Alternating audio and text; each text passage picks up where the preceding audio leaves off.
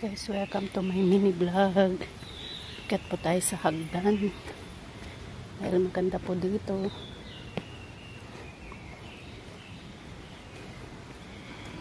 Tingnan ninyo ang mga tanawin dito. Thank you for your support. Thank you sa tamsak po. Thank you sa lahat ng suporta nyo sa akin. Katatapos lang ng ulan dito. Kaya ganito po. Basa po yung sahig. Basang-basa yung nilalakaran ko. Pero okay lang po. Tapos na rin ang ulan.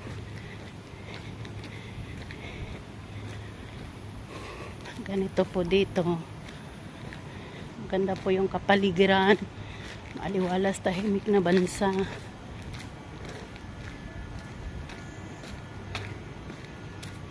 Yan. Manood lang po kayo kasi pauwi na po ako. Galing po ako sa gym.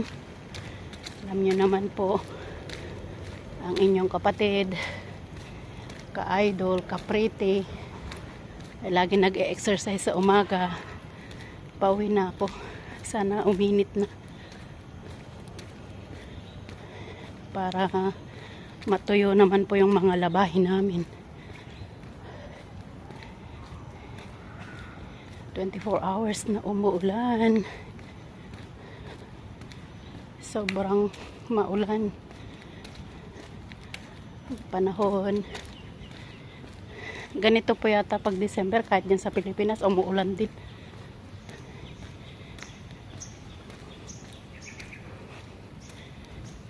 Tahimik po dito kahit maglakad ka mag-isa, buong magdamag, buong araw. Wala pong sisita sa'yo, walang papansin sa'yo.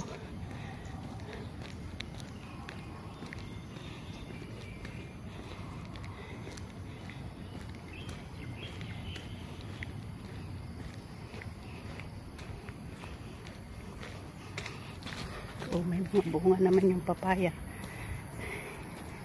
Ganito po dito. Medyo malamig po ang panahon ngayon kasi umuulan pa buong magdamag. Kaya sobrang lamig.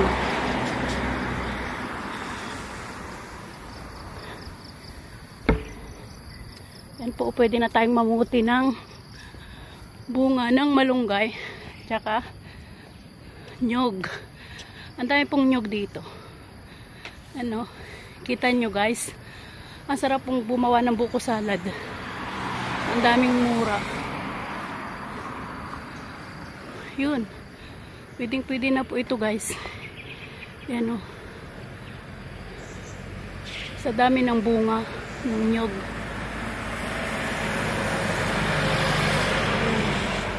Ang sarap ibuko salad. Makapagbuko guys ngayong bagong taon. Kayo ba guys, may mga New Year's resolution ba kayo? Ako, isa lang New Year's resolution ko. Gusto kong tumangkad. Kaya tayo po ay maglundag-lundag para po sa bagong taon. Totoo ba yun guys? Pero sa bagay, yung 5'4" na height ko ay okay na rin sa akin. Kahit papaano hindi na po yung ako yung kaliitan. Tumingin kayo guys, ang dami pong tanim dito. Masisipag pong mga tao dito. Lagi nagtatanim sa kapaligiran. Masisipag mga tao dito. 24 oras ilalaan nila sa puro trabaho. Kaya ang masasabi ko lang sa New Year's resolution guys, nasa sayo ang pagbabago, nasa sayo ang pag-asa, nasa sayo ang buhay mo. Kung gusto mong mabago yan, gusto mong ma-improve ang buhay mo, nasa sayo, nasa kasipagan yan ng isang tao. Kung masipag ka, kahit mahirap ka, ikaw ay aasenso, ikaw ay yayaman. kung ikaw ay magsisikap. Sabi nga nila, ang kasipagan ay kaunlaran. Yan. Tumingin-tingin kayo guys. Yan, ang gaganda ng mga yellow bell. Na-amaze po ako sa mga bulaklak na to. Lagi po akong dumadaan dito sa bahay na to. Ang dami nilang tanim na ganito. Ang ganda, lalo pag umuulan. Oh. Tingnan niyo po. Napakaganda ng mata sa mga bulaklak na fresh. Palibhasa po yata ay ako'y mahilig sa bulaklak, mahilig magtanim. Kaya po minsan, pag may nakikita akong itinatanim nila, nangihingi po ako. Kaya sobrang maganda po. Ano yan? Parang butterfly flower din. Yan, ang ganda ng kulay. Oh. Pinagtugma yung blue at saka yellow. Ganda, naganda, ang ganda po. Nagagandahan ako dito sa mga flowers nito. Sobrang maganda yung mga flowers. Yan.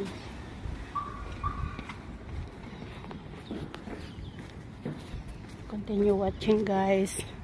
Kasi pauwi na tayo. Malapit lang naman po yung tinitirhan po namin dito.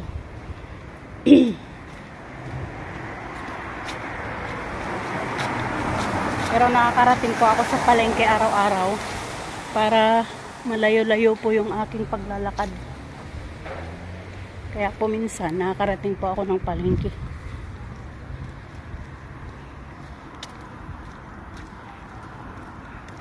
Ang ganda ng mga tanawin ngayon kasi umulan po siya. Ayan. Mapapanood nyo po yung magandang lugar dito po sa bansang ito. Napakalinis, napakaaliwalas, napakatahimik. Kaya po dito ay gustong-gusto kong tumira dito kasi wala pong mga crime, wala pong magnanakaw, wala po lahat. Tahimik ang buhay. Walang papansin sa'yo dito. Kapwa mo lang ang papansin sa'yo. Kaya masarap pong mamuhay dito ng ayos kasi hindi ka nila papakialaman, may sarili kang buhay, wala kang kapitbahay, ganun. Kahit anong gawin mo sa sarili mo, yun. Ikaw ay mamuhay lang ng maayos. Ganun ang buhay dito. Sobrang good morning. Yun, mga ano lang. Pag mga Pinoy lang po yan, babati po sa'yo ng good morning, good afternoon. Yan. Kasi alam nyo po yung kaugalian po ng isang Pilipino. Tayo po ay very friendly, very loving. Pero wag naman po yung sobra. Kasi minsan, pag nagmahal po tayo ng sobra, minsan po tayo yung niloloko. Kaya wag po tayong magmahal ng sobra. Sa bagay, hindi pa po naman ako naloko. Kunwari lang yun. Kumbaga, nasasabihan ko lang kayo dito sa vlog ko, pero hindi naman po ako ganun.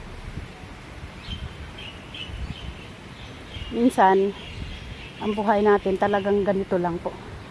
Mamuhay po tayo ng may ayos, mamuhay po tayo ng positive lang, at mamuhay po tayo ng parang katamtamang buhay lang, yung masaya. Kasi ang problema, dumadaan din lang yan sa buhay natin eh. Lahat tayo nagkakaroon ng problema, lahat tayo ay nagkakaroon ng mga hindi pagkakaunawaan. Pero kailangan nating tibayin ang puso natin, ang kalooban natin. Dahil kung tayo po ay dumaranas ng mga ganyang mga problema, kayanin po natin. Paglabanan po natin para tayo mamuhay ng maayos.